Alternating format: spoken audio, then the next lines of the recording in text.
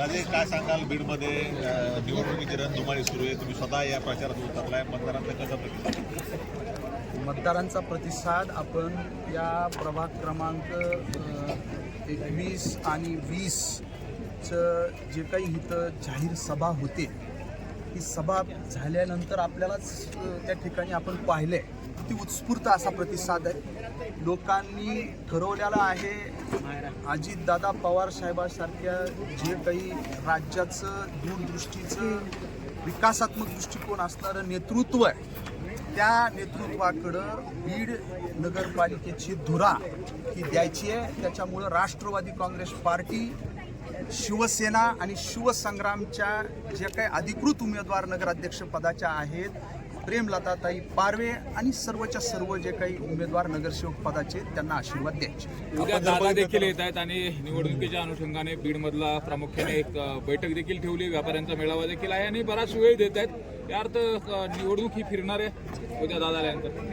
निवडणूक ही फिरणारे नाही, निवडणूक पूर्णपणे राष्ट्रवादी काँग्रेस पार्टी आणि युतीच्या बाजूने झुकलेली आहे.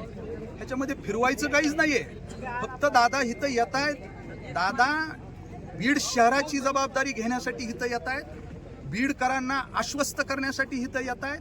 नगरपालिकेच्या माध्यमातून काय पाहिजे असतं? शुद्ध पिण्याचं पाणी, रस्ते, नाल्या, तुमचं ड्रेनेज व्यवस्था असू द्या, लाईट असू द्या, आणि वैयक्तिक स्वरूपाचे जे काही लाभ आहेत ते योग्य पद्धतीने योग्य घटकापर्यंत, लाभार्थ्यापर्यंत पोहोचले पाहिजेत. हे सगळं सुसत्र पद्धतीनं, अतिशय नियोजनबद्ध सगळ्या गोष्टीवर स्वतः दादा लक्ष ठेवून पुढच्या काळामध्ये हे नगरपालिकेचा कारभार चलल हे सांगण्यासाठी, शब्द देण्यासाठी दादा येते. योगेश क्षीरसागर वारंवार प्रचार करत असताना विकासावर बोलण्यापेक्षा गेवराईचं पार्सल गेवराईला पाठवलं पाहिजे तुमच्यावर बोलतात. त्याला जोडून राजे, आज माजी मंत्री जयदेव क्षीरसागर यांनी गेवराईमध्ये बाळराजे पवार यांची देखील भेट घेतली आहे. ते सुद्धा गेवराईमध्ये लक्ष देत आहेत असं दिसतं.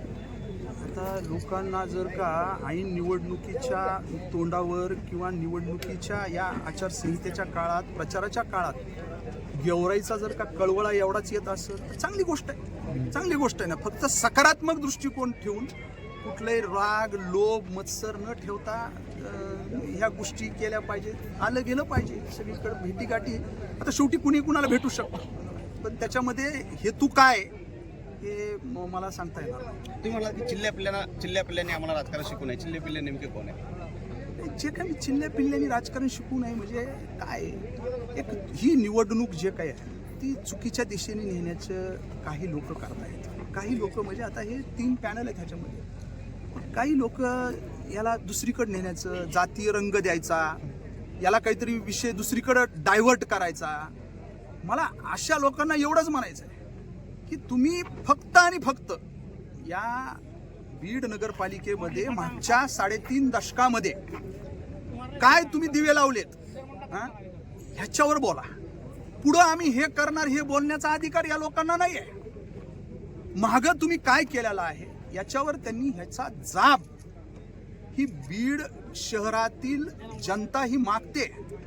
तो जाब तुम्ही द्या, त्याचा हिशोब तुम्ही द्या, ना की उगाच आपलं दुसरीकडे विषय न्यायचा, डायव्हर्ट त्या ठिकाणी करायचा. पण या अशा गोष्टीला लोक थारा देणार नाहीत. म्हणून मी म्हणलं की असे बोलत असतात, काय ते अदखलपात्र लोक आहेत.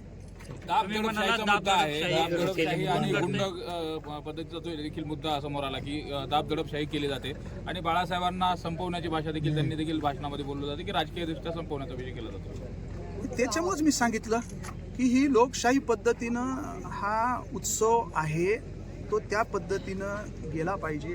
विकासाचे मुद्दे, सगळ्या गोष्टी याची चर्चा झाली पाहिजे, ना की त्याला कुणाला दाबण्याचा आणि दाबदडप करण्याचा, दंडुकेशाही पद्धतीनं काहीतरी दंडेलशाही पद्धतीनं वागण्याचा कोण जर प्रयत्न करत असेल आणि या भागामध्ये तो प्रकार जास्तीचा होतो, या भागामध्ये, या प्रभागामध्ये, तर त्यांना मी सांगितलेलं आहे माझ्या पद्धतीनं.